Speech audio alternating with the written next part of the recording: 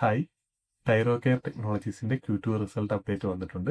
തൈറോകെയർ എന്ന് പറയുന്ന ഒരു ലാബോറട്ടറിയാണ്. സോ അവരുടെ Q2 റിസൾട്ട് അപ്ഡേറ്റിൽ സെയിൽസ് ഗ്രോത്ത് എന്ന് പറയുന്നത് ടോപ്പ് ലൈൻ എന്ന് പറയുന്നത് 22% ആണ് ഗ്രോ ചെയ്തിരിക്കുന്നത്.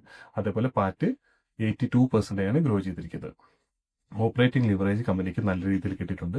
22 റവന്യൂ ഗ്രോത്ത് ഉള്ളപ്പോൾ 82 ആണ് പാറ്റ് ഗ്രോത്ത് എന്ന് പറയുന്നത്. സോ ഇവർ കഴിഞ്ഞ ക്വാർട്ടറിൽ ഗ്രോ ചെയ്തിരുന്നത് 23% ആണ്.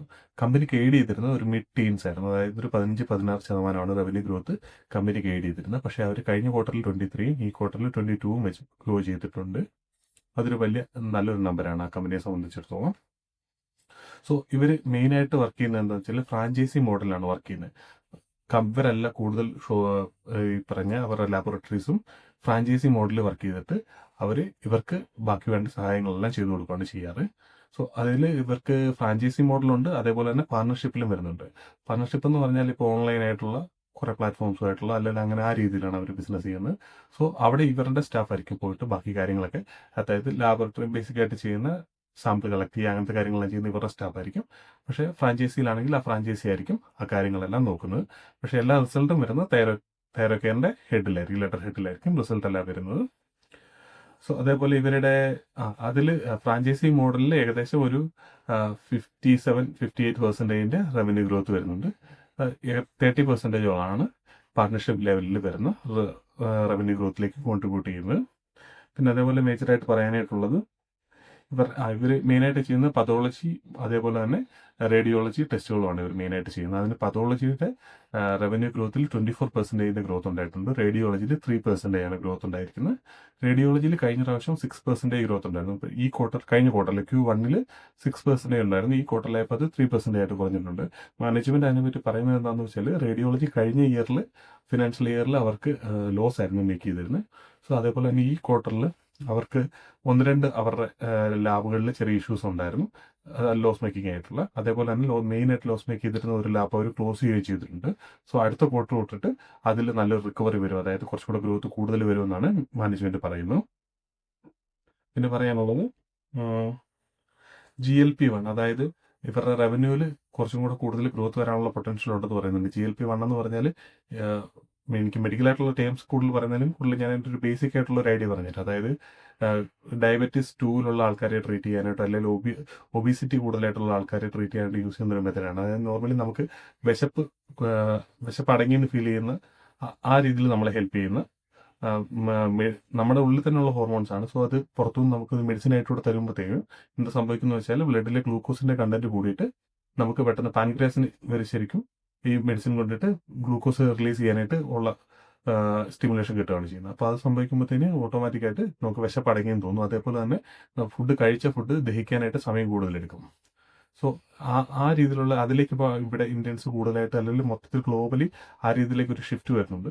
സോ അത് ചെയ്യുമ്പോൾ എന്താ സംഭവിക്കുന്നത് വെച്ചാൽ ബാക്കിയുള്ള ടെസ്റ്റുകളുടെ കൗണ്ട് കൂടും. അതായത് ഗ്ലൂക്കോസ് ടെസ്റ്റ് ചെയ്യേണ്ട, അതായത് ഷുഗറിൻ്റെ ടെസ്റ്റ് ചെയ്യേണ്ടി വരും റെഗുലറായിട്ട്, ഈ പറഞ്ഞ പ്രഷറിൻ്റെ ചെയ്യേണ്ടി വരും, അല്ലെങ്കിൽ എന്താ പറയുന്നത് നമുക്ക് എല്ലാ ടെസ്റ്റുകളും കൂടുതലായിട്ട് ചെയ്യേണ്ടി വരും.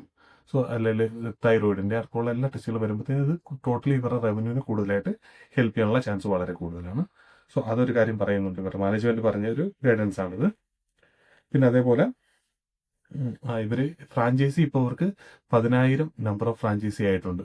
ടോട്ടൽ അവർ ഓപ്പറേറ്റ് ചെയ്യുന്ന ഫ്രാഞ്ചൈസി കൊണ്ട് കഴിഞ്ഞ ക്വാർട്ടറിൽ അത് 8,400 ആയിരുന്നു അവർക്ക് ടോട്ടൽ ഉണ്ടായിരുന്നു. ഇപ്പോൾ ഇത്രയും ജമ്പ് വന്നിട്ടുണ്ട്. സോ ഏകദേശം ഇവരൊരു 100 പേരെയുള്ള സ്റ്റാഫിനെ അതിനുവേണ്ടി മാത്രം അലോട്ട് ചെയ്തിട്ടുണ്ട് പുതിയ ഫ്രാഞ്ചൈസീസ് ആഡ് ചെയ്യാനായിട്ട്. സോ മാനേജ്മെന്റ് പറയുന്ന മന്ത്ലി 100 to 150 ഫ്രാഞ്ചൈസീസ് ഇവർ ആഡ് ചെയ്യുന്നുണ്ട് എന്നാണ്. സോ അതൊരു ഭയങ്കര ഒരു നല്ലൊരു ഫിഗേഴ്സാണ്. ഇതെല്ലാം നമ്മുടെ റവന്യൂയിലേക്ക് ടോപ്പ് ലൈനിലേക്ക് ഹെൽപ്പ് ചെയ്തുകൊണ്ടിരിക്കുന്ന ഫിഗേഴ്സാണ്. പിന്നെ പറയാനായിട്ടുള്ളത് മേജറായിട്ട് ഇവരുടെ വോളിയം ഗ്രോത്ത് 21% വന്നിട്ടുണ്ട്. സോ വോളിയം ഗ്രോത്ത് എന്ന് പറയുമ്പോഴത്തേന് നമ്പർ ഓഫ് ടെസ്റ്റുകൾ, അതായത് കഴിഞ്ഞ ക്വാർട്ടറിൽ നിന്ന് ഈ ക്വാർട്ടറിലേക്ക്, കഴിഞ്ഞ Q2 ഈ Q2 വരുമ്പോഴത്തേക്ക് ഇവർ ചെയ്ത ടെസ്റ്റുകളുടെ എണ്ണത്തിൽ 21% ഇൻക്രീസ് വന്നിട്ടുണ്ട്. അതായത് റീറ്റെയിൽ ബിസിനസ് എന്ന് ഓർത്താൽ മതി. ആ രീതിയിൽ വരുമ്പോഴത്തേന് ഇവർക്ക് മെയിനായിട്ട് വേണ്ടതെന്ന് പറഞ്ഞാൽ വോളിയം ഗ്രോത്തും വരണം, അതേപോലെ വാല്യൂ ഗ്രോത്തും വരണം. Volume growth number of patients അല്ലെങ്കിൽ നമ്പർ ഓഫ് ടെസ്റ്റിന്റെ എണ്ണം കൂടണം. വാല്യൂ ഗ്രോത്ത് എന്ന് പറഞ്ഞാൽ ചെയ്യുന്ന ടെസ്റ്റിന്റെ പ്രൈസ് കൂടണം. സോ വാല്യൂ ഗ്രോത്തിൽ ഇവർക്ക് 2% ഗ്രോത്ത് വന്നിരിക്കുന്നത്. വാല്യൂ ഗ്രോത്തിന് ഇവരെ ഹെൽപ്പ് ചെയ്യുന്നത് എന്താണെന്ന് വെച്ചാൽ ഒന്നെങ്കിൽ ടെസ്റ്റുകളുടെ പ്രൈസ് ഡയറക്റ്റ് ആയിട്ട് കൂട്ടുക, അതല്ലാന്നുണ്ടെങ്കിൽ ആൾക്കാർ ചെയ്യുന്ന ടെസ്റ്റിന്റെ വ്യത്യാസത്തിനനുസരിച്ച്, അതായത് ബേസിക് ആയിട്ട് നേരത്തെ എല്ലാവരും ബേസിക് ആയിട്ടുള്ള ടെസ്റ്റുകൾ ചെയ്തുകൊണ്ടിരുന്നെങ്കിൽ ഇപ്പോൾ ഒരു 10 പേര് വരുന്നു, അതിൽ 10 പേരും ബേസിക് ആയിട്ടുള്ള ഒരു 300 രൂപയുടെ ടെസ്റ്റോ 400 രൂപയുടെ ടെസ്റ്റോ ചെയ്യുന്നെങ്കിൽ ഈ ക്വാർട്ടറിൽ ഇപ്പോൾ ഒരു 10 എന്നുള്ളത് ഒരു 12 പേരാവുകയും അവരുടെ ടെസ്റ്റുകൾ ഇപ്പോൾ 300 രൂപയുടെ അല്ലെങ്കിൽ 400 രൂപയുടെ ടെസ്റ്റ് ചെയ്യുന്നവർ ഒരു 8 പേരും 500 1000 മുകളിലുള്ള ടെസ്റ്റ് ചെയ്യുന്നവർ ഒരു 3-4 പേരും കൂടെ വരുമ്പോഴത്തേന് ഓട്ടോമാറ്റിക്കലി അതിന്റെ പ്രൈസ് ടോട്ടലി ഡിഫറെന്റ് ആയി വരും, കൂടി വരും. സോ ഈ രീതിയിലാണ് ഇവർക്ക് ഗ്രോത്ത് വരുന്നത്. അതായത് ഒന്ന് വോളിയത്തിലും ഒന്ന് വാല്യൂവിലുമാണ് ഗ്രോത്ത് വരുന്നത്. സോ വോളിയത്തിൽ 21% ഗ്രോത്തും വാല്യൂവിൽ 2% ഗ്രോത്തും. സോ ഇത് രണ്ടും കൂട്ടിയിട്ടാണ് അവർക്ക് റവന്യൂ ഗ്രോത്ത് വരുന്നത്. ടോട്ടലി 22% വന്നിരിക്കുന്നത്. സോ പിന്നെ മേജറായിട്ട് വേറെ പറഞ്ഞത് ഡെപ്റ്റ് ഇപ്പൊ ഏകദേശം അത്യാവശ്യം ഡെപ്റ്റ് ഫ്രീ ആയിട്ടാണ് കമ്പനി റൺ ചെയ്തിരിക്കുന്നത്. കാരണം ഫ്രാഞ്ചൈസി മോഡൽ ആയതുകൊണ്ട് തന്നെ ഇവർക്ക് അധികം ക്യാപിറ്റൽ യൂസ് ചെയ്യേണ്ട വരത്തില്ല. കാരണം പുതിയ ബിൽഡിംഗ് കിട്ടുന്നതും അല്ലെ അങ്ങനത്തെ ബാക്കി എക്സ്പെൻസുകളെല്ലാം ചെയ്യുന്നത് ഫ്രാഞ്ചൈസീസ് ആയിരിക്കും. അതുകൊണ്ട് തന്നെ ആ രീതിയിലുള്ള എക്സ്പെൻസ് കുറവായതുകൊണ്ട് തന്നെ ഡെപ്റ്റ് കമ്പനിയുടെ പരമാവധി കുറവാണ്. അതേപോലെ CFO ക്യാഷ് ഫ്ലോ എന്ന് പറയുന്നത് ഓപ്പറേറ്റിംഗിൽ 127 crore ആയിട്ട് കൂടിയിട്ടുണ്ട്. കഴിഞ്ഞ ക്വാർട്ടറിൽ അത് കഴിഞ്ഞ Q2 അത് 89 ആയിരുന്നു അവരുടെ CFO എന്ന് പറയുന്നത്. 127 ആയിട്ടുണ്ട്. അതും നല്ല രീതിയിൽ കൂടിയിട്ടുണ്ട്.